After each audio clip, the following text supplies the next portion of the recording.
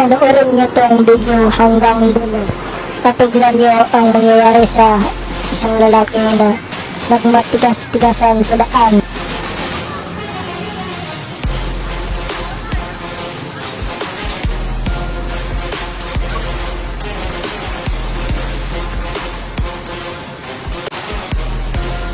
Pinuntahan niya ang isang sasakyan, isang kotse at tinadyakan niya ito.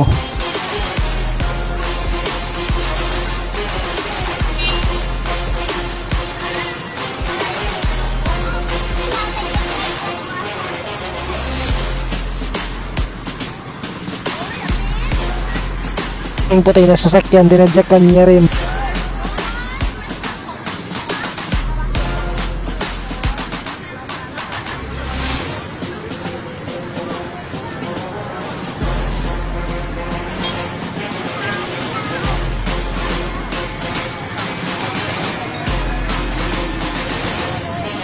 Forward lang natin kaunti guys kasi mukhang matagal pa to matapos.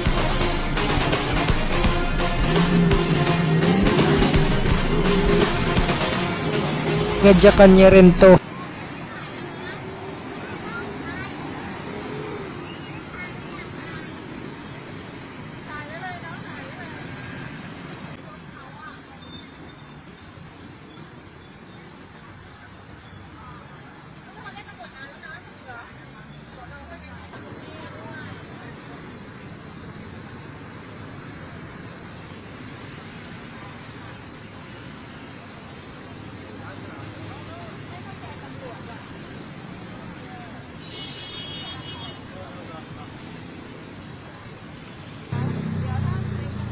Dinapitan niya ang isang lalaki doon sa gilid.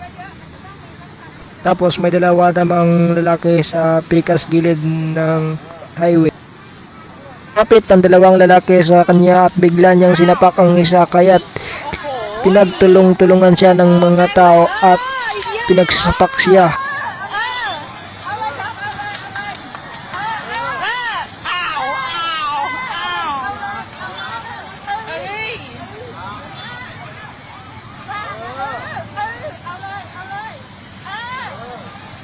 Buti lang may umawat kung wala pa Ang mga bukol-bukol.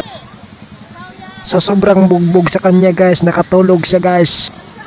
Tapos ang kamay niya guys at mukhang dadalhin siya sa presinto.